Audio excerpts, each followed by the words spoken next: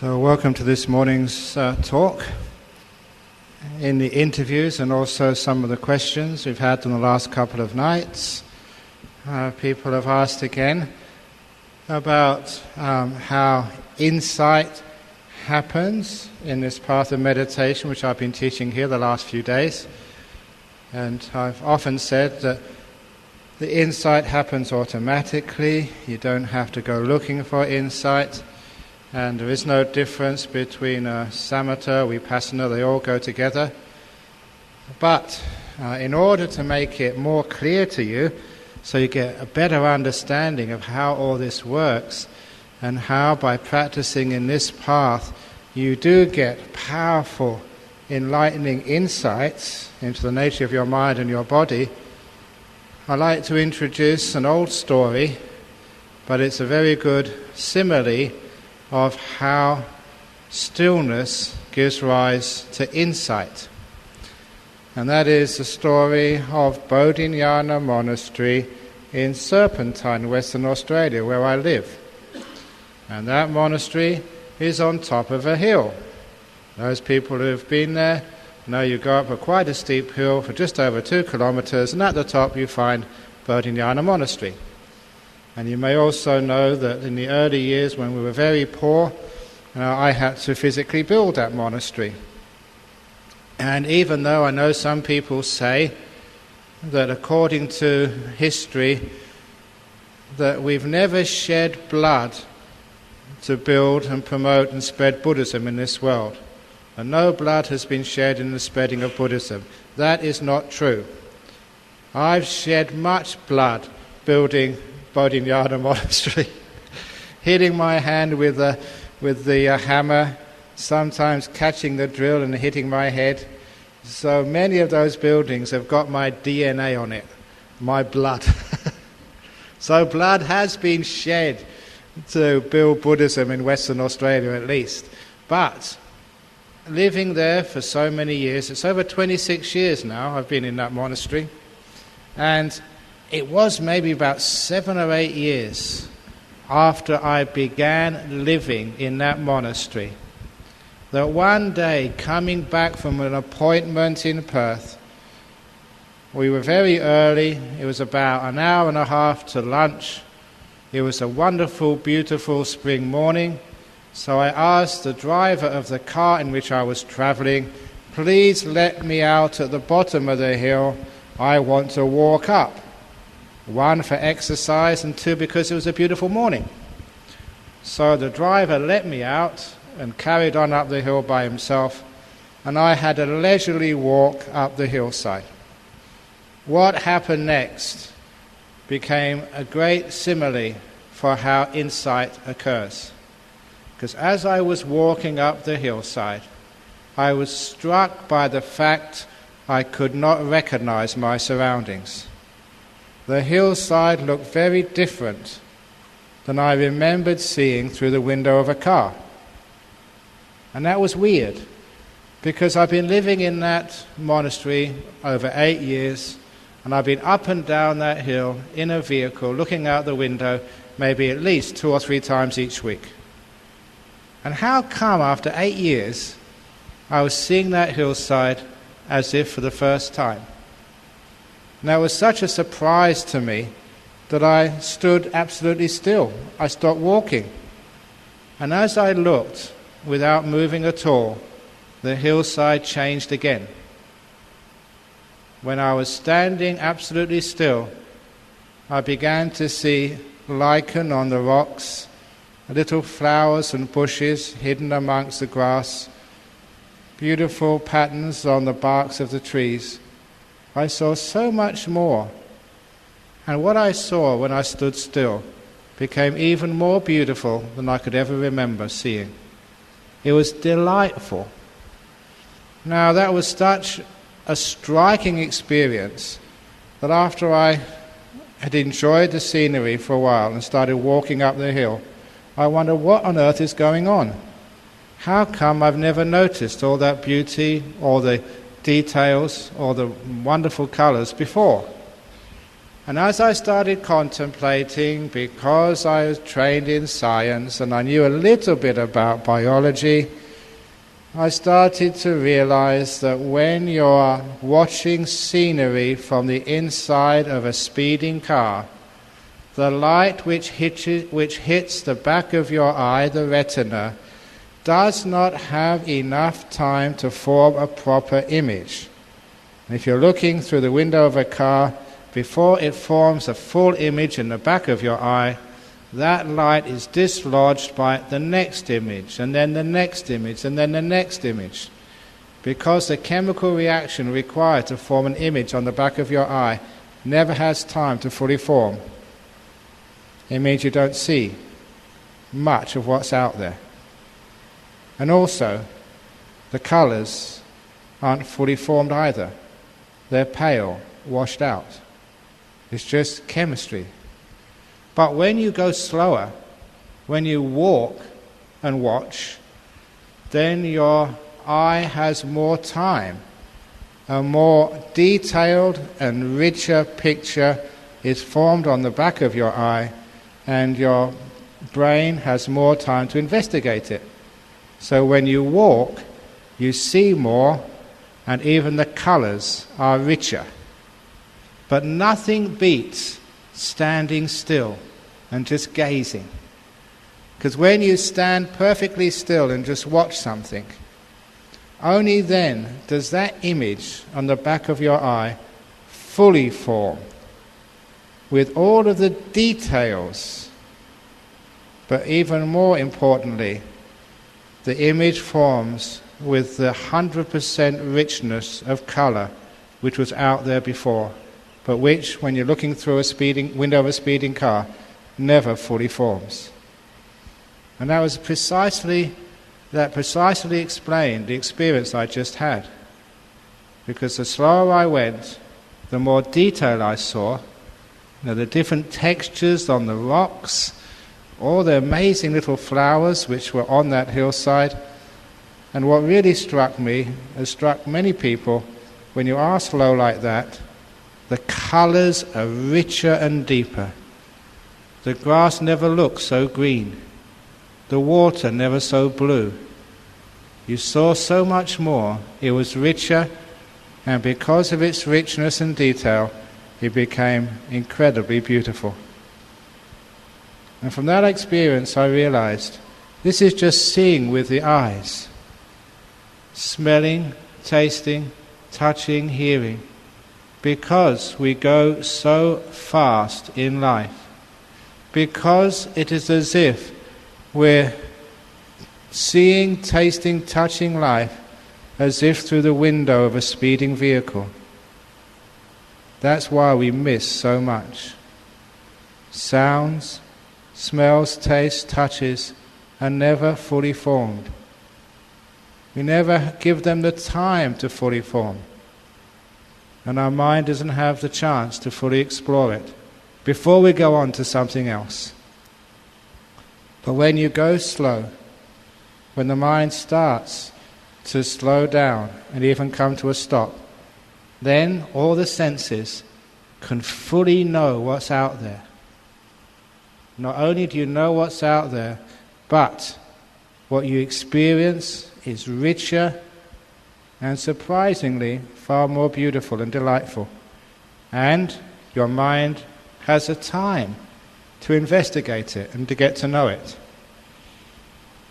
Now you may know why I said earlier on that if you meditate and your mind becomes still, the food which you eat at breakfast and lunch becomes more delicious than ever before. It is exactly the same type of food, but because your mind is going slow, you're picking up more of the taste, and the taste is fully forming in your mouth, and your mind has more chance to investigate it. Or if you're listening to sound, the sound of the birds is louder because you hear more of it, and it's more rich. You can see more of the modulations and changes of tone. Because your mind is slowing down, you can know more. and what you know is more delightful. Now you may know what is happening to you when you get into that stage of meditation, which I call the delightful breath. Because you're slowing down, you can see much, much more of this process we call breathing. And what you see and experience becomes more delightful. You're sitting there and just having fun, just watching the breath go in and go out. If you are, as it were, running around, the breath is boring, just like my hillside. But when you slow down, it becomes incredibly beautiful. Now this stage, when you get to say the delightful breath, is showing that you're slowing down. The sign that your mindfulness is slowing down is that you start to feel delight in whatever you do and whatever happens. At this stage, it's not just watching the breath becomes delightful, it's just watching the trees is delightful. Hearing the sound of the birds is delightful. Everything becomes beautiful and delightful. And then you might appreciate the following story, which has not just happened to me, but happened to many meditators when you get to this stage of meditation. I remember having a very beautiful meditation. My mind was so still, and everything I looked at, everything I heard was incredibly delightful and full of happiness and bliss. But I had to go to the toilet. So I went on to the toilet, and just before I flushed the chain, I happened to look in the toilet bowl. Wow! Look at that! I've never seen such a beautiful piece of shit in my life. Look at the browns and the shape of it. It was just so beautifully contoured, and it glistened in the water, and the smell was so fragrant. I've never experienced such a beautiful smell before.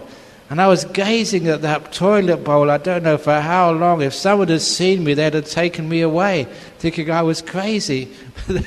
But that's nature. Because whatever you look at and see becomes incredibly beautiful and fragrant. That's a sign your mindfulness is getting very, very strong.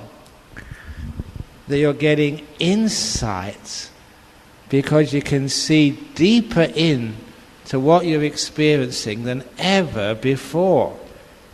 So if you want to develop insight, you have to develop a mind which can see so much detail, to see every contour of the rocks in the hillside, to see the beautiful colours there.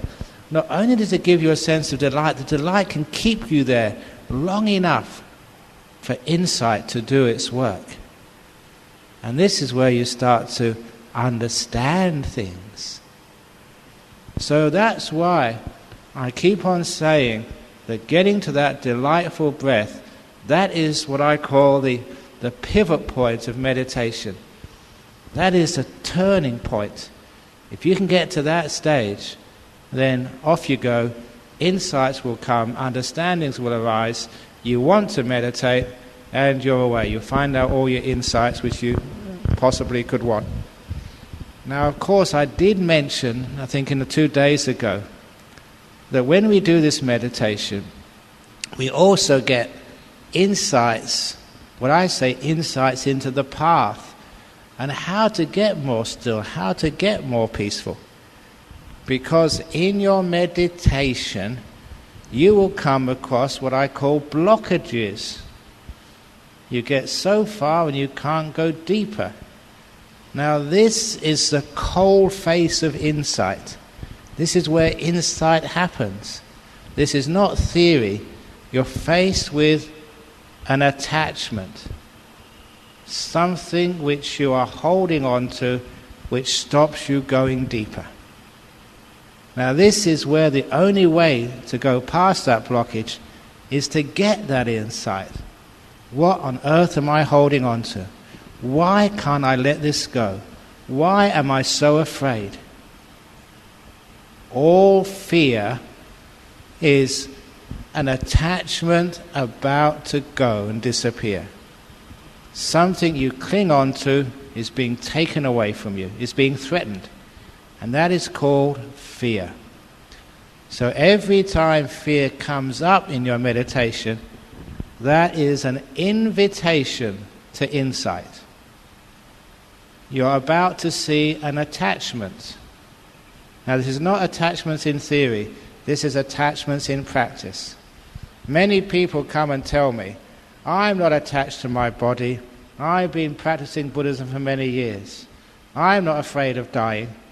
And then they go to the doctor, they say they've got cancer. And they come and see me, I've got cancer, do something about it, I don't want to die. I'm too young to die, I'm only 80. That actually was true. There was a story, this lady, 96 years of age in the United States. She was 96, she never had a day of sickness in her life. She must have had incredible good karma from a past life, and this life too. 96 years, perfectly healthy. And then she went to the doctor to have a test, an examination, and the doctor found a cancer. And she was devastated. When she came out of hospital, she said, why me? 96 years of age, she got away with it. And now, after 96 years, she got upset that she had cancer. I think she did pretty well. But a lot of people, you think you understand death. You think you're not attached to your body. But the only time you find out is when it's threatened, when you are about to die. Let alone your body. What about all the other things you're attached to? All your possessions. Sometimes we think, I'm a Buddhist, I don't care about possessions. But what happens when the burglar comes into your room and steals your telephone? This happened to one of my disciples over in Perth. He was a really good man. He didn't have many possessions. He wasn't married. He was a good meditator. The only possession he had of any worth was his Harley Davidson motorbike. It was worth about 50 grand. Now, this is Australian dollars. That's a lot of money. Because those motorbikes, I don't know if they're collector's items or what, but they are very, very expensive. Now, you could buy a great new car for one of those motorbikes. So he had the only possession he really cared about was his Harley motorbike. And he said one day he went to the shopping mall, parked it in the multi-story car park, went to do his shopping, and when he came back, he found it was stolen. Because they're very easy to steal, motorbikes. You can just, if you've got a couple of strong guys, you can lift it up and put it in the back of a van. And the one thing he really cared about, the only valuable possession he had been stolen. And as he looked at the empty spot, he thought, anicca, impermanent, and he was so proud of himself. Only when it was stolen did he realize, yes, he was not attached to it. And he was just patting himself on the back, smiling. He said, Ajahn Brahm will be very proud of me. The only thing which I own, I'm not attached to. And as he was feeling so good about himself, that's when he realized he was on the wrong level of the car park. He went to the correct level. His bike was still there.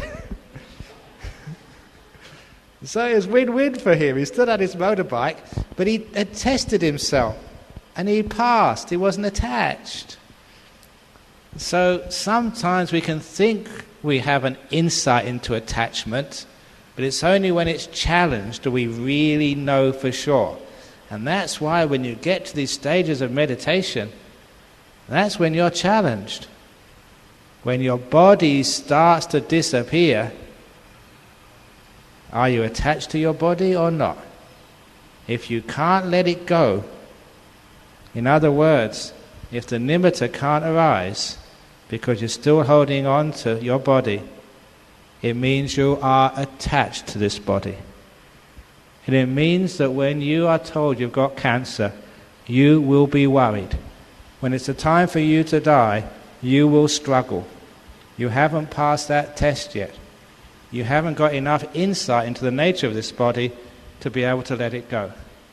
So in this type of meditation, you are given tests to find out whether you understand the nature of this body or not. Which means if you can let it go, you can get to nimitas and the body is, don't know where it is, you can't feel your legs, your hands, your back, your head. No, you can't see anything, you can't hear anything, you're totally inside. Well done, you've gone over one attachment, at least this time.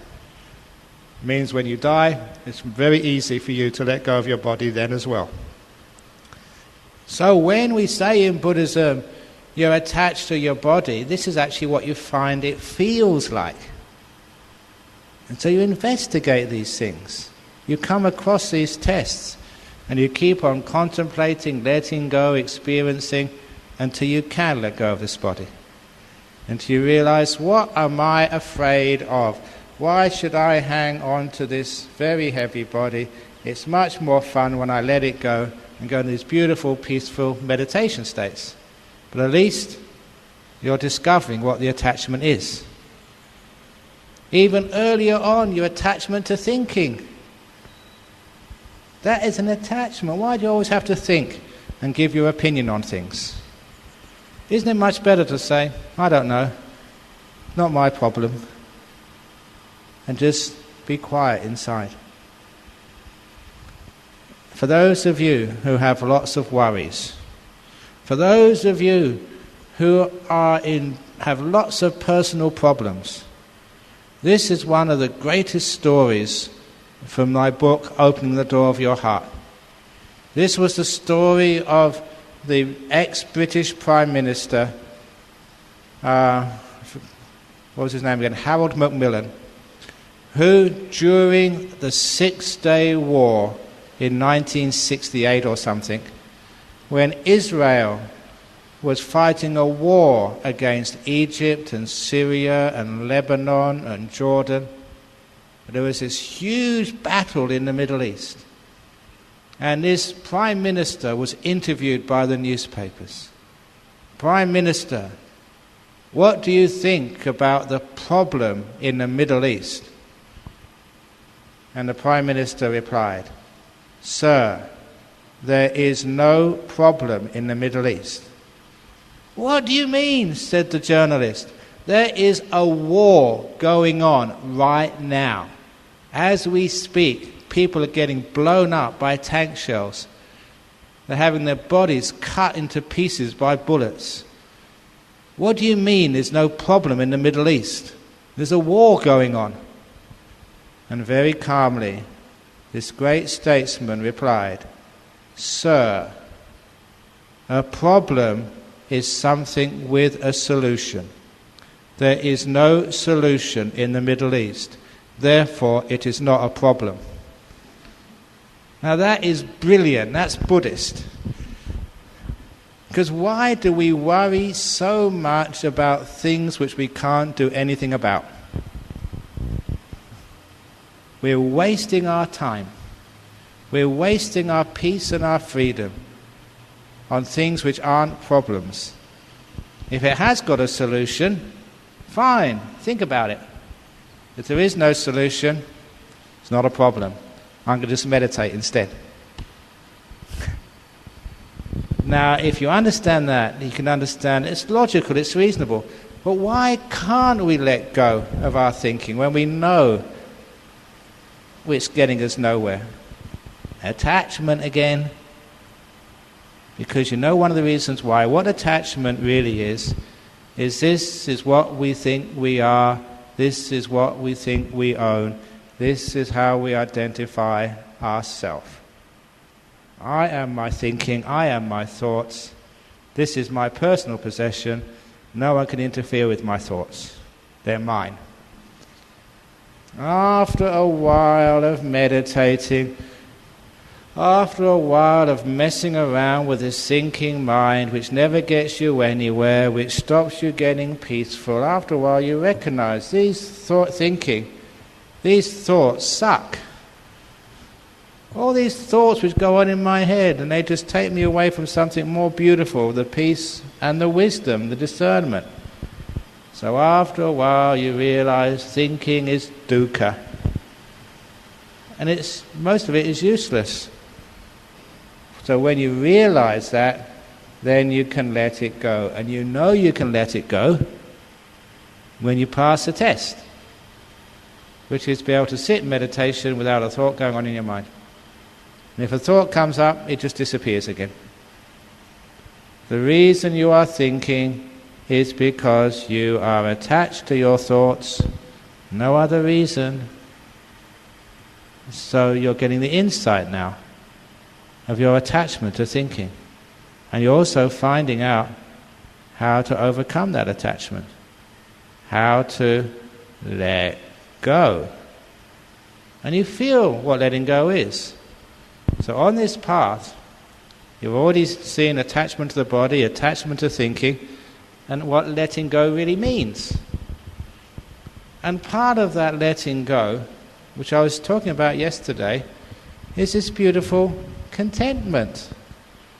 Not expecting anything, not wanting anything, but just letting go of all craving and all wanting and all desire. And some of you do that when you're just happy to be here with this crazy mind, with this old aching body. I'm just happy to be here. This is good enough for me. When you have that degree of contentment, you find you do let go, and with it goes all your attachments. You're finding out what this letting go truly is. You're understanding, as I said yesterday, what this third noble truth is, of letting go. Now, of course, I started off this talk by saying there's no difference between insight meditation and calm meditation. They all go together. But nevertheless, I do teach there are two types of meditation. There are two types of meditation, and this is not samatha vipassana. That's not what I mean. I like to tell people the two types of meditation are second noble truth meditation and third noble truth meditation. What do I mean by second noble truth meditation? What is the second noble truth? Second noble truth, which many of you should know, craving leads to suffering.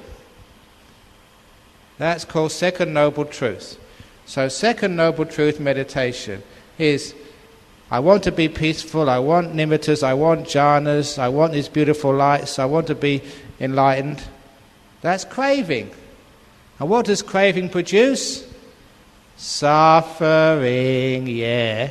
So if you're suffering in this meditation, if you're getting frustrated and disappointment that you're not getting as far as you intended to, if you're really upset, you have been doing second noble truth meditation.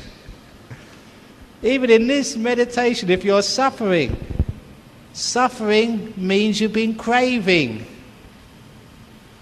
So in the next meditation you do, if you're not happy and at peace, there is a cause. Suffering comes from craving. So your meditation, when it's not working, that means you're investigating the second noble truth. It's still worthwhile. There's no such thing as a bad meditation. When you get frustrated, when it doesn't go the way you want it to, when you get upset and dull and you're really upset because you can't get peaceful, well done. You have just been contemplating the second noble truth. So don't need to contemplate it too much. Get the insight. If you're suffering, you've been craving. So stop craving. So that's the first type of meditation. Second noble truth meditation. And unfortunately, that's what most people do. Want, suffer, suffer, suffer. And they can never get the smiley, happy meditations.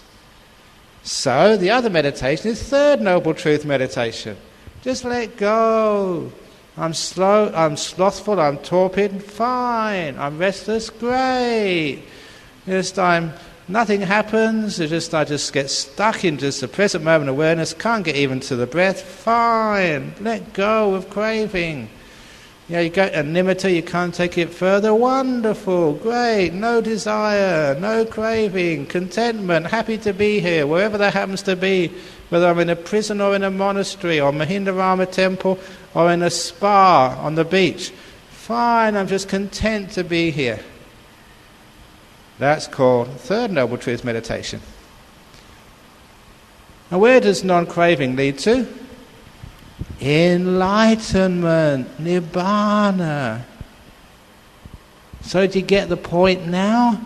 When you meditate and you feel really peaceful and very happy, it doesn't matter what stage you're in, you feel very peaceful and very happy because you've got no craving. Now you've understood the third noble truth. You've got insight into the two main noble truths, number 2 and number 3. So all the time you've been meditating here, the good meditations, you have been learning what the third noble truth means. The bad meditations, you've been learning the second noble truth. Each one, you're gaining insight. Each one, you're learning the core teaching of the Buddha. But as you go deeper and you learn how to let go of the attachment to the body, learn how to let go of the attachment to the thought, you get these lights coming up in your mind. And those of you who've got these lights coming up in your mind, there's another attachment you have to let go of. Now these are the more refined attachments, even more refined than the attachment to your body. And this is called the attachment to control. You are all control freaks. Some of you are big control freaks. Some of you are middle control freaks. Some of you are little control freaks. But only enlightened ones are not control freaks at all. Because when you have this nimitta, wonderful, you're getting a beautiful meditation. And what do people do? They try and control it. They try and hold it, keep it, change it. Say, what should I do next? It's all controlling. And you will find there's a huge examination at this stage. And only if you pass that exam can you go on to the next stage of jhanas. And that is to totally let go of control. You really have, as I said to many of you, take your hands off the steering wheel, feet off the pedal, and just freewheel. And don't interfere at all. Because even the slightest interference and the nimitta starts to shake and disappear. But if you learn how to do absolutely nothing, to let go of all of this controlling, totally 100%, to be able to sit there and just watch without giving any orders at all. In other words, to let go 100% of your will. Then that nimitta becomes still, you just fall in. This is natural. It has to happen. The obstacle is you, your will. This is the last abandoning of your craving. You all have heard the Buddha said that even the will is not me, not mine, not a self. For those of you who have studied the suttas, one of the greatest teachings of the Buddha was the second sermon, the Anattalakkana Sutta, the teaching on non-self.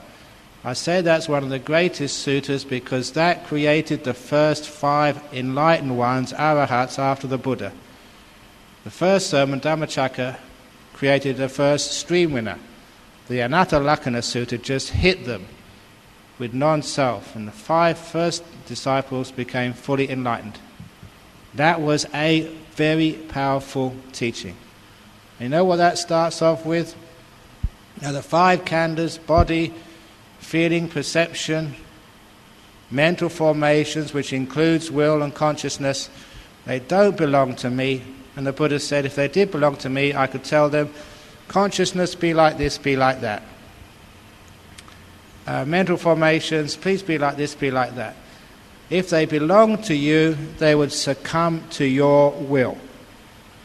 But the Buddha said they don't belong to you, therefore you can't do that. You can't tell anything to be anything. You tell your consciousness to do this, you tell your mind to do that, it won't. Why? Because it doesn't belong to you. How many of you have been telling your mind to meditate? How many of you have been telling your mind to be still? Can you do it? No. This is directly the teaching of the Buddha in the second sermon. You can't control your mind, your consciousness, your Vedana perception, mental formations. You can't even control your body. Why? Because it doesn't belong to you. So if you realize that, if you fully penetrate that with insight, I'm out of control. It's wonderful. I think I saw somebody had a T-shirt with one of my sayings on. I saw it yesterday. Don't worry, everything's out of control.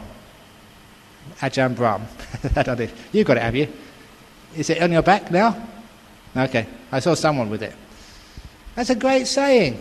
Stop worrying, everything's out of control anyway, so just let go, you can't do anything. When you realize that, the result of that is not just everything gets more chaotic. When you realize that teaching, it means you stop trying to control things. You let go. You get the insight into all that controlling and will is not coming from you. It's not your slave, but it's your master. All of you probably assume that your will is your servant. In other words, you can bend the will to get what you want, to satisfy you. You think it's your servant, your maid, but it is your master and mistress. Once you actually see what the will truly is, you think, I don't want to have anything to do with this again. I always thought it was my friend. It was my worker.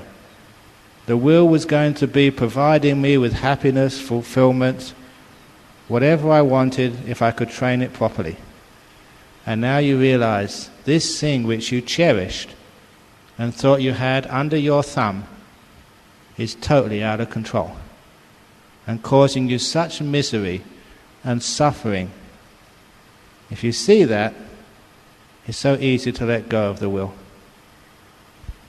And this is a test you have.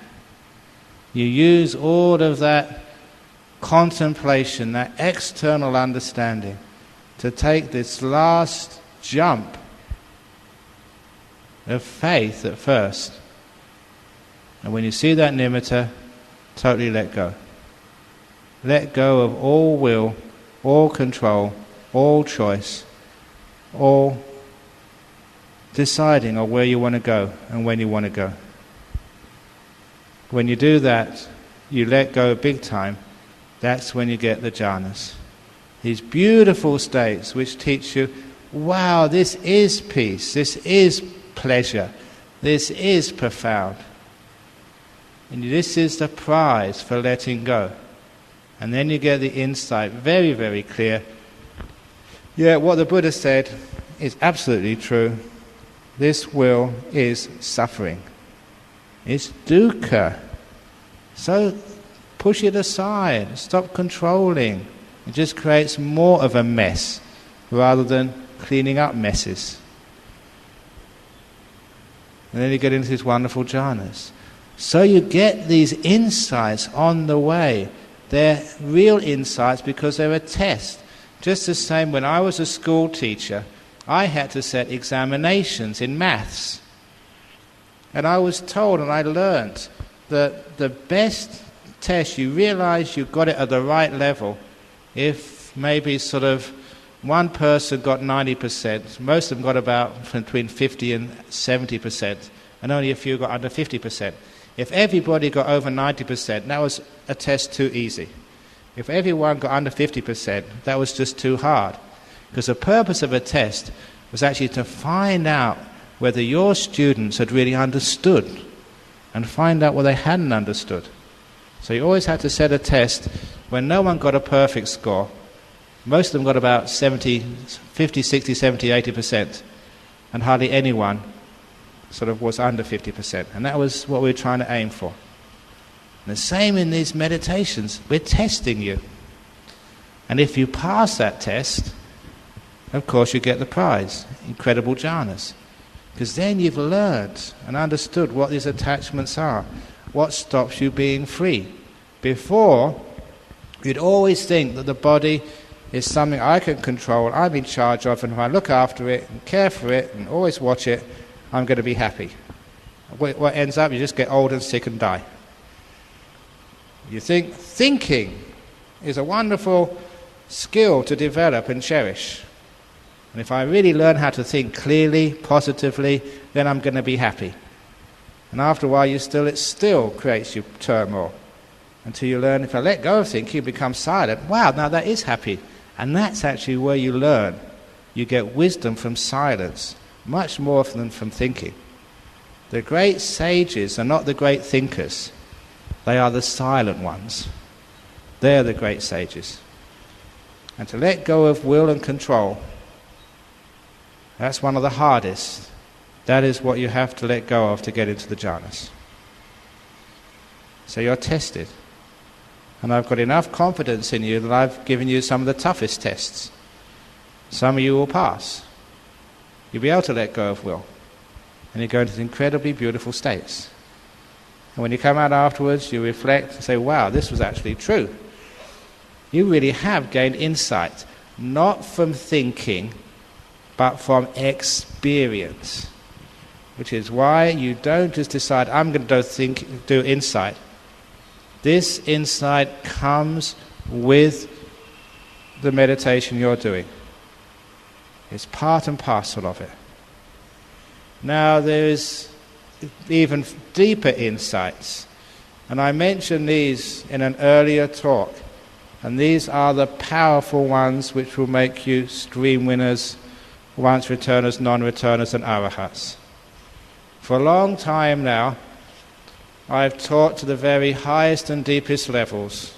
When I started teaching, people said, look, you're wasting your time, Ajahn Brahm, teaching lay people about jhanas. They will never do it.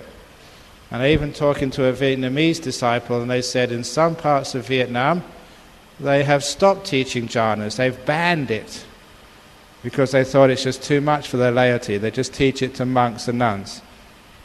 To me, I think that's unfair. So I think that even the Buddha said he does not teach with a closed fist. He just opens up to everybody, whoever wants to learn. And so I teach all the way to jhanas, and some of you manage to do it. Wonderful, it works.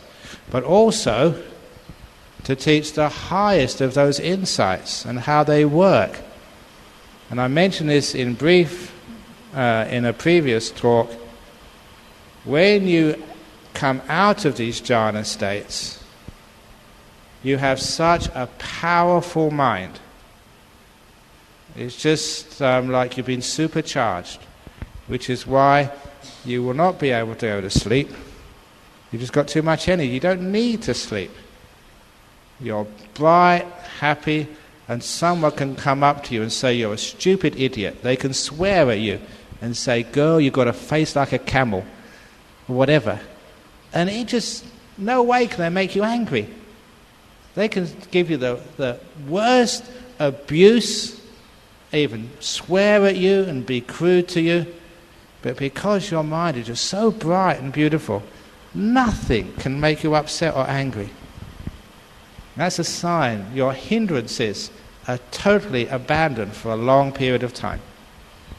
And if the most beautiful guy, the hottest chick, came into your room totally naked, you would just flesh, that's all. You would have no lust whatsoever because you're just blissed out and peaceful. The hindrances just can't come.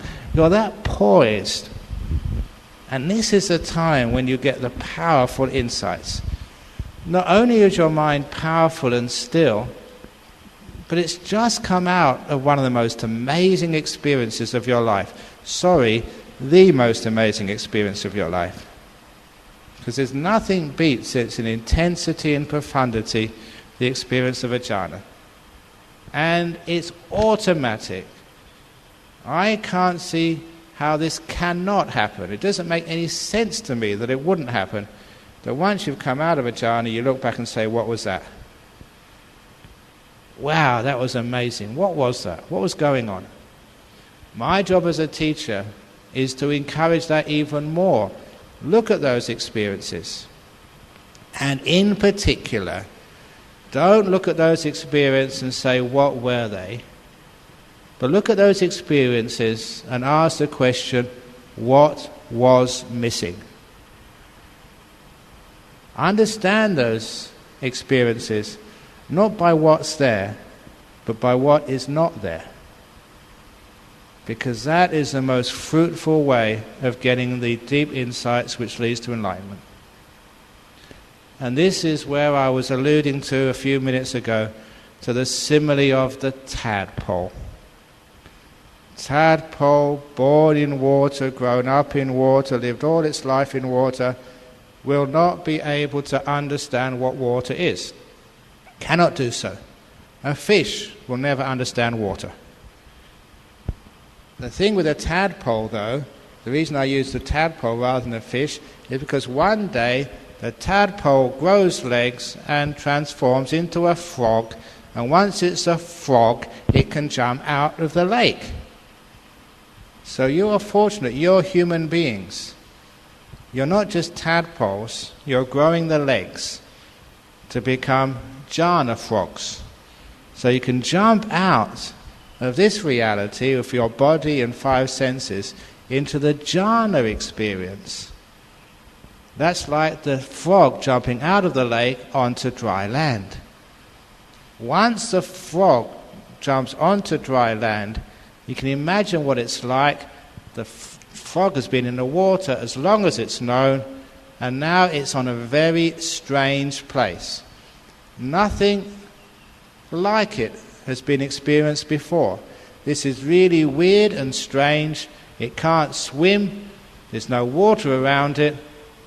For the first time, the frog stands on dry land. It is really amazing. This is weird. And the frog will understand that experience by what's missing. Water. And once the frog understands that, that's what water was. This thing which had been all around me ever since I knew, and now it's gone. That's what water is. This is the first time the frog can get insight into the nature of water. Beforehand, it's not insight. You can think about water, you can read about water, you can go to Abhidharma classes on water, but it won't really understand what water is until it's jumped out of the lake, and where water's not there, now it can know what water was. Now that's the simile, the best I can give you, for what happens, number one, when you even get into nimittas.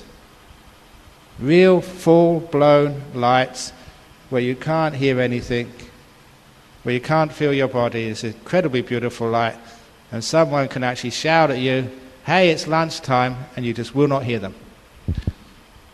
Now that degree of nimitta is where something is missing, your body and five senses. And for those of you who think you understand your body, you understand what these five senses are, you're just like the tadpole thinks they understand water. When your body really disappears and is beyond you, you can't touch it, you can't feel it, you can't hear it. Now you have an opportunity to know what this body is. And one of the first things which you usually understand is just what a pain this body is. Even when you're healthy, even when you're rested, even when you're well fed, even when you're on a holiday at a beautiful beach, even when you're having sex, even all those occasions, the body is a pain. Because now you've got something to compare it to. When the body is totally absent, You're there, and this is so free. As I said earlier, it's better than sex. The reason I mention that is because many people, that's the most pleasurable, delightful experience they've known so far in their life. And now, the body's disappearing, this is much, much better. Now you can understand from that what we mean by the body being suffering. When monks say that, some people think, oh, you monks are crazy. You monks want to get a real life. You monks, especially, some monks have never had relationships before. They go and become a monk when they're very young, they haven't had sex. I was fortunate in that sense. I had an experience of the world, had girlfriends, had sex, had orgasms. So, I don't mind talking about this as real life. And I've also had deep meditation as well. And when you compare the two, forget about sex. Deep meditation is far more fun, lasts longer and deeper than any orgasm. And I'm speaking from experience. So when people say you monks are weird, I have to come and tell those experiences which I had. So people actually take me seriously until you find out those experiences yourself. So when the Buddha said the body is suffering, yeah, it is. All of it. So when you realize that, bye-bye body. I'm not really interested in you anymore. I've got something much better. You've gone out of your body, beyond your body. I don't mean astral traveler, because I said the other night, that's making another body. Still it's very blissful, but nowhere near as blissful as the jhanas. So, what does it mean not being attached to your body? What it really means in practice is you're not afraid of death at all. Doctor comes and says you're going to die, like the chief reverend. Yeah, ha ha ha, great, at last, thank you very much. Sooner the better. And you're not afraid when other people die as well. Yeah, they're just going to let go of all their suffering. Mum, hurry up, it's good, I know. Don't hang around, come on, die, die, die, die, die, die. And you're doing that out of love for your mother. Because you know something which other people don't know. Now, also, as you go into the jhanas proper, especially into the second jhana, that is brilliant. Because in that one, there is something missing which stands out so clearly. And of course, that is totally the absence of will. In the first jhana, I call it a wobble. That's just experiential term. Yeah, you've given up the will, but it still has its echoes left. The mind is not totally still, but in the second jhana, it's rock. It's like diamond. Nothing moves at all. I can describe that. You may get some sort of idea, but you will never really know what I mean until you get into that second jhana and notice how still stillness can be. This is perfect stillness. And you're not doing it. You can't hold things still. As I said with a cup of water, you can't hold it still. You've let it down, and now it's not moving at all. What's missing is not the movement, but the cause of the movement, which is your will, your choice, your doing. And this is actually where you fully understand the nature of Chaitanya, will, the one thing which is so personal to you. At least you have the choice whether to sit down here or go outside if you don't like it. Sure, you've joined up for this retreat, but you've got the choice to leave whenever you want. You've got the choice to go to the toilet. Sure, you've only got a certain amount of food given for lunch, but at least you've got the choice to take it or leave it. If you don't like it, you can go outside. There's plenty of hawker stalls down the road. You can buy something more delicious. You have choice.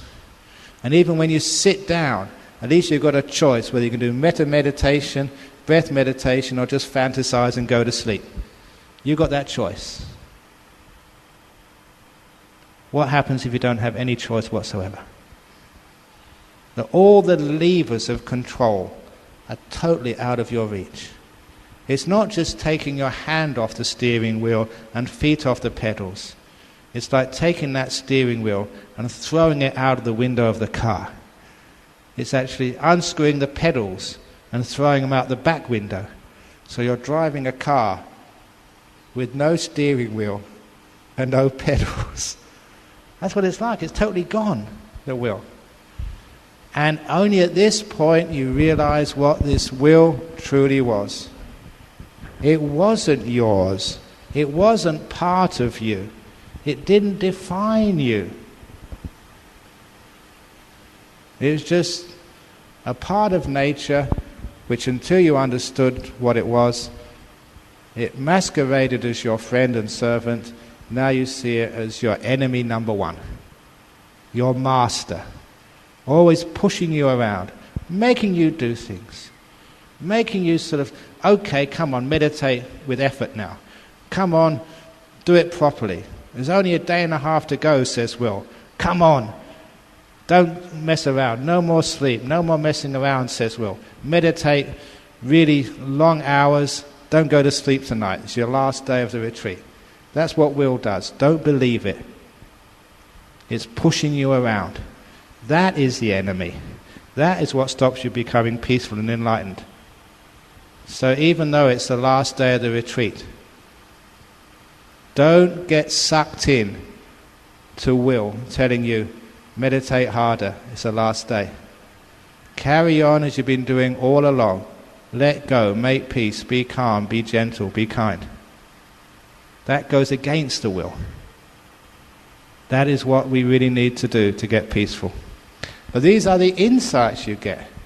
Oh my goodness, if you overcome that illusion of the will, you'll probably be an anagami if you see it properly. Because that lets go of all of this trying to do things. You're free. You're at peace. Sure, when you come out again, will is there, but you know exactly what it is. You tolerate it, but you never celebrate it anymore. And you never think it is yours. And the other thing which happens as you go deep into the jhanas is the other thing which starts to disappear is your consciousness. Your mind starts to vanish. It's like peeling an onion as you go from one jhana to the next.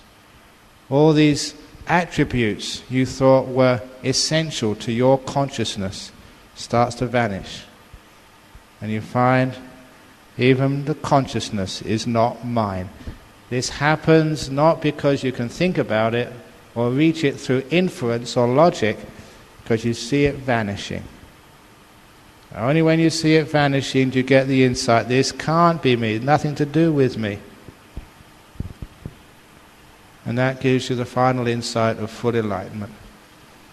When this mind, this consciousness, the will, the body, none of it belongs to me, just a natural process, and when it disappears, it's happier and more peaceful. The more solid these things are, the more suffering you have. These are insights which come from the experience of this path. The deeper you go, the clearer it is, just like walking up the road to my monastery, the slower you go, the more you see. And it's not a negative path, because the deeper you practice, the more these insights come up. People think, wow, this is terrifying. I'm not in charge, I'm not the knower. The point is that the more you see, the more delightful it becomes. It may be counterintuitive, thinking, my goodness, if I let go of all these things, I've become such a miserable person. No enjoyment left in life. That's why you have monks like me who come up here and have fun with you, to show, well, it's actually more fun the more you let go. It's more delightful. You have more happiness, more smile, more laughter. Just to show you've got nothing to be afraid of. As you let go of suffering and all the causes of suffering, you gain the insights into the nature of the mind. It gets happier and happier and happier. That's the nature of insight. So, when people come up to me and say they have insight, I don't pay much attention to how they explain it. They may say the most profound of things and say, wow, that sounds deep. That is not the sign of insight. That's just a sign that they can think deeply and say weird and strange and profound things. The sign of insight is your state of inner freedom. And you can usually see that by how happy you are, especially in the difficult situations of life. So you find out how much a person understands when they're in difficulty, under stress, in turmoil, and just see how they handle it. Whether they can take it all with a smile. Nothing to do with me, none of my business, who cares? That's how you find out if you have insight. So this morning I've given a talk on insight. And I've taken it from the ordinary levels to the very deepest of levels, as you deserve. If you don't understand all of this, don't worry, one day you will. If you understand a bit of it, that's good enough. But at least it gives you the map, so that what I've been teaching over the last few days can be put into the big picture. This is not just samatha, just to make you peaceful and give you a good time. This is 100% pure, straight down the line, teachings of the Buddha and how it works. So, best of luck.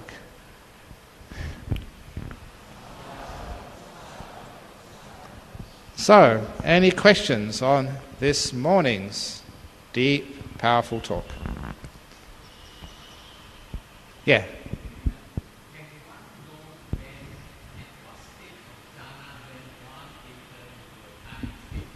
Can one know what stage of jhana when one enters a jhanic state? No. And can one decide when to come out of the jhanic state? Yes, but only in a strange way. First of all, when you're in those deep states of meditation, at the time you will have no width of comprehension to investigate where you are. It's only when you come out afterwards you think, my goodness, that was amazing, that was wonderful, that was never experienced anything like that before. When I say you don't know where you are, your mindfulness is supercharged. It's not as if you're sleepy, you're really on the ball. But you're in a very narrow place, in a sense, you can't really understand where you are. But when you come out afterwards, then when the mind can move, you can take that experience, which is, I described it some time ago, like a trauma. You know, if you have like a car accident, sometimes you can't get it out of your head. At night time you keep dreaming of it, reliving it, because it's imprinted so much in your memory. A jhana is similar, only it's positive. It's such a strong experience, it has an indelible print in your memory. So you can actually ask yourself, what was that experience? And you can feel it, re-experience it. But now you can move because you're out of the jhana. And now you can ask the questions of what was happening there, what was I aware of? And this is why I say you ask the most important question, what was missing? What was different from this experience than ordinary experience? And that seems to be the best place where you can get the deep insights, by looking at what was missing, what had disappeared, what had vanished. So you experience it and find out exactly which jhana it was afterwards. And just as a tip for you, the first jhana experience is very, very wide, and so many, many things are first jhana. And so that's why the first jhana is very hard to define. The second jhana is much more specific. So it's very easy to tell if it's a second jhana and above. The first jhana is much more difficult. And usually, for your own experience, it's only when you've had an experience of second jhana can you actually get an idea of the whole range of what can be first jhana. So you learn from many experiences what these jhanas are truly like. As a rule of thumb, though, if you can hear anything, it's not a jhana. If you can ask the question, is this first jhana, second or third jhana, it can't be a jhana. So if you say, is this a jhana? Can't be. So there's no thinking possible. You're too still for that. And number two, coming out of the jhanas, while you're in, you can't come out. So what usually happens is the amount of karmic energy, the energy of stillness, the energy of letting go, which you brought into that attainment, when that wears out, you come out. Just a natural process. However, for those who are very skillful, who know they're likely to get into a jhana, they can do the technique which is well known for meditators. Before you enter the jhana, or maybe just when you start meditating, you know it's likely to happen, you say, I will enter jhana for 30 minutes. Well, let's make it even more interesting. 27 minutes and 30 seconds. You say that. I will enter jhana for 27 minutes and 30 seconds. And you will enter, for that time, almost 5 or 10 seconds either side. It's amazing just how the mind in those states, you program it, and after 27 minutes and 30 seconds you come out again. So that way you can keep appointments. Next question. Yeah.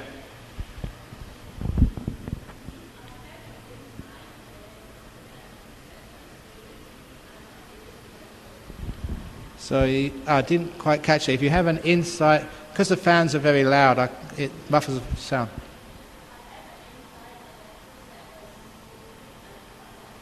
If you have an insight and you feel sadness, it means you can't let go. It really depends on what sadness that is.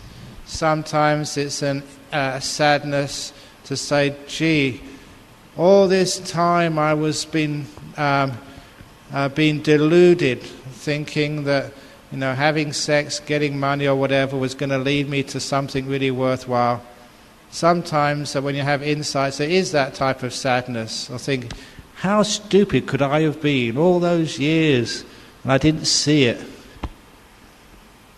So there can be like a little bit of negativity there. The story which comes to mind from the suttas was a story of a blind man. And in his village there arrived a merchant selling expensive cloth. And in the time of the Buddha that always came from Benares. So he's selling this expensive Benares cloth to all the villagers, and the blind man thought, yeah, I want some too, I've got some money. So he went up to the merchant and said, can I have a Benares cloth too? He said, well, I've got one piece left, but it's very expensive. He said, I will take it. So he paid a lot of money for this beautiful piece of Benares cloth. And he was so proud of his Benares cloth. But of course he couldn't see there was a dirty, oily rag the merchant had sold him. Because the merchant thought, this guy can't see, he doesn't know a fine cloth from an oily rag. So he sold him the oily rag. He'd done fraud. And later on, a doctor came to that village and looked at that blind man and said, I've got a special medicine, will cure your sight.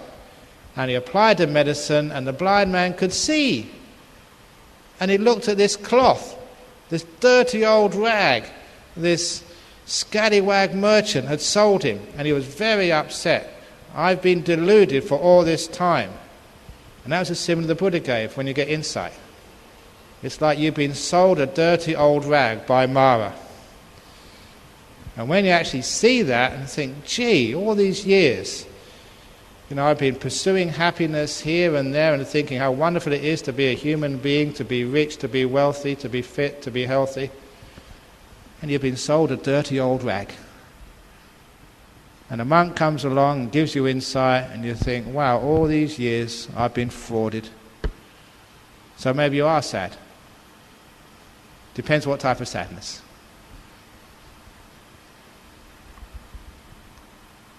Okay, last question and we have interviews. Yep.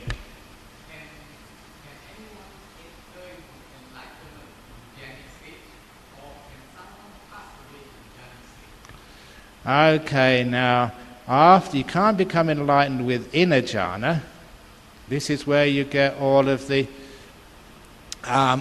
causes in place. So this is where jhana is made. So this is where enlightenment is made. Jhana is like the kitchen in which the food of enlightenment is prepared. And only when you come out of the kitchen into the dining room do you eat it and get enlightened. So the jhana is the kitchen. And can you die in jhana, would you say? It's the only way you can die in jhana, as I said last night, it seems from anecdotal evidence that people in jhana become invulnerable. They can't be murdered or burnt. But I'm sure it does happen that sometimes your life faculty is expired while you're in jhanas. So yeah, you can die in jhana. In my office, I've got a picture of a monk who was found in a cave in the north of Thailand, sitting in a perfect meditation posture, with his legs crossed, his hands above one on top of the other, back perfectly straight, just a skeleton, with fragments of robe around him. Basically, he died in meditation. And when they discovered that monk in the cave, they asked the local head monks, and they know of no monk in their lifetime like that in the cave. So that monk was in that cave over 100 years probably. And there he died in meditation. And I got that picture in my room because I love that picture. Now that was probably, almost certainly, a monk who died in jhanas. Now if you die in the jhanas, there's two possibilities for you. If you were a stream winner before, which is quite likely if you do jhanas a lot, if you was a stream winner before and you die in the jhanas, then you go to the jhana realm and you never come back from there. When the jhana realm fades out, you're fully enlightened. You parinibbana. And that's a lovely way, it's a very neat way to end samsara. Go out with bliss, with a few eons of bliss in the jhana. If that doesn't happen, if you're not a stream winner and you enter jhana and you die, then when you get reborn again, someone asked me this question last night. When you get reborn again, you've got just an incredibly powerful, beautiful mind. You just come out of jhana. The chances are, the way I would see it, if I was a betting monk, I haven't got any money, but I would say you probably get reborn in the higher deva realms, probably the Brahmakayika devas. If not that, just the high deva realms first of all. And then maybe afterwards you come back to human life. You do need that halfway house. It's just too hard to come back to the human realm after you've been so high. And then when you do come back to the human realm after time in the deva realms, then you have such a powerful mind, you're inclined towards the jhanas again, because these are inclinations imprinted in your mind. And then you get into jhanas again, you probably do it properly in that next life and become at least a stream winner, if not enlightened. So the idea of someone who gets into jhanas, and as soon as the jhanas are finished, you go back into the lower realms, that makes absolutely no sense to me at all. Just can't see it happening.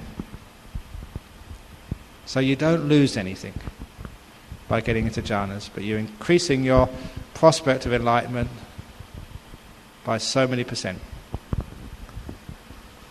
So if there are any questions, we have the box here, because now we have to have the interview times.